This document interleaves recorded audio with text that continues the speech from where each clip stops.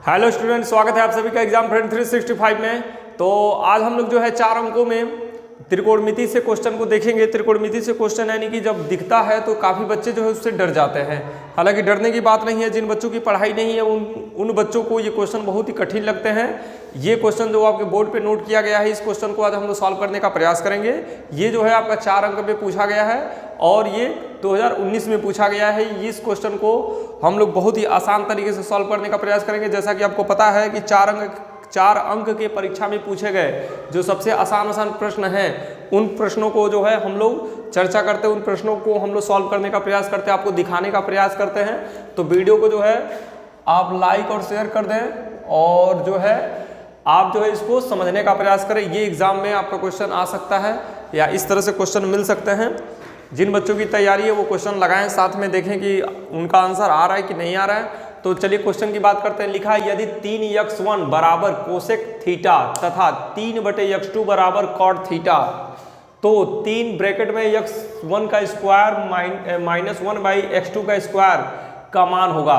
ठीक है, यहाँ पे ये 2 समीकरण दिया है। इन 2 समीकरणों के बाद कहा है कि इसका क्या मान होगा। ठीक है, तो यहाँ पे हम लोग इसका मान ज्ञात करने का प्रयास करेंगे। तो सबसे पहले जो दिया है 3x1 बराबर कोसेक थीटा, ठीक है, इससे हम लोग x1 का मान निकालने का प्रयास किया जाएगा। यानी कि जो यहाँ पे x1 है ना, x1 का हम लोग क्या करेंगे, मान निकालेंगे। तो x1 का मान निकाले तो यहाँ पे हो जाएगा x1 = कोसेक थीटा बटे हो जाएगा 3। बात आप समझ पा रहे होंगे। यहाँ से हमने क्या किया, इसको पक्षांतर किया है। तो इसे जो है हम लोग मान लेंगे समीकरण नंबर 1। समीकरण नंबर 1 की मान्यता इसे हम लोग दे देंगे। ठीक, अगला जो समीकरण ये दिया है, इससे भी हम लोग x2 का मान निकाल सकते हैं। जैसे कि यहाँ पे जो आप देख पा रहे हैं 3/x2 = कॉट थीटा है, कॉट थीटा। यहाँ पे आप 3 का पक्षांतर कर लीजिए। तो 3 का अगर आप पक्षांतर करते हैं तो ये हो जाएगा आपका 3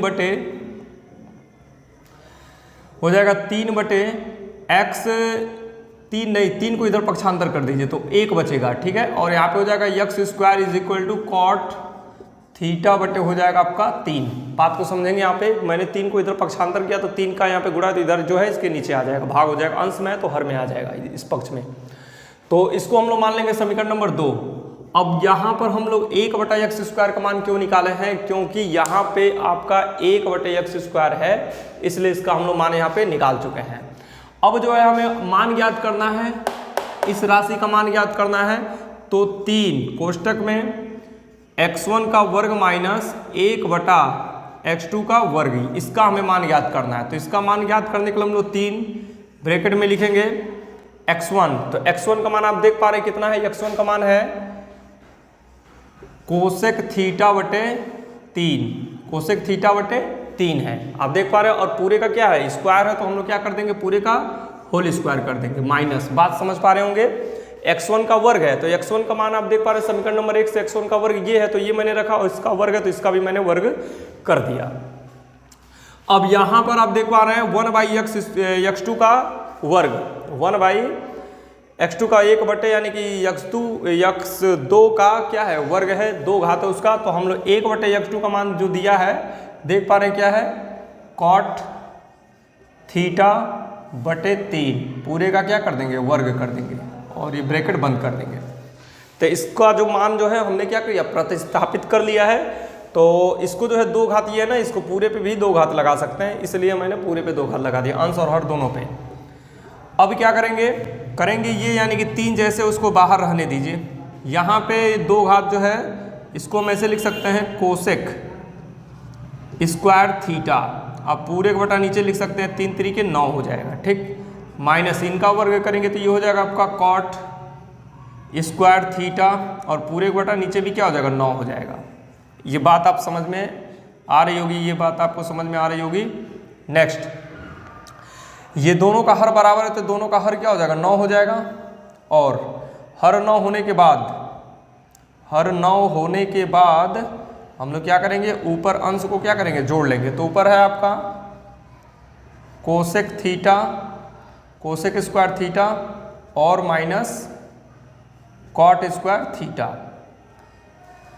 तो ये जो है आपका समीकरण नंबर 3 है, समीकरण नंबर 3 है। क्या है समीकरण 3?